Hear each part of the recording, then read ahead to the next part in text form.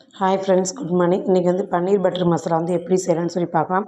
நான் வந்து 2 ஸ்பூன் எண்ணெய் போட்டு பிரிஞ்சி இலை, நமக்கு தேவையான வந்து பட்டை, கிராம்பு, ஏலக்காய் இதெல்லாம் வந்து போட்டுடணும். அப்புறம் வந்து இஞ்சி பூண்டு உங்களுக்கு தேவையான அளவு நான் வந்து ரெண்டு பீஸ் வந்து போட்டுவிட்டேன். இந்த மிளகாய் 4 மிளகாய், கலருக்காக வந்து காஷ்மீர் மிளகாய் தூள், அப்புறம் வந்து 2 பெரிய வெங்காயம், 2 பெரிய தக்காளி இதெல்லாம் போட்டு நல்லா வதக்கிட்டு கொஞ்சம் வந்து நல்லா உப்பு போட்டுக்கோங்க. உங்களுக்கு தேவையான அளவு உப்பு போட்டுட்டு நல்லா வந்து வதக்கிட்டு இது வந்து நல்லா வதங்கினதுக்கப்புறம் அரைச்சி எடுத்துக்கணும்.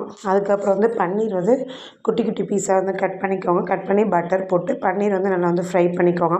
ஃப்ரை பண்ணி எடுத்து வச்சிட்டிங்க அப்படின்னா திருப்பி கொஞ்சம் பட்டர் போட்டு அந்த அரைச்சி விழுது வந்து அதில் வந்து கொட்டிட்டு கொஞ்சம் நல்லா கொதி வந்ததும் அந்த நம்ம ஃப்ரை பண்ண பன்னீரை வந்து இதில் போட்டு நல்லா வந்து பாயில் ஆகணும்.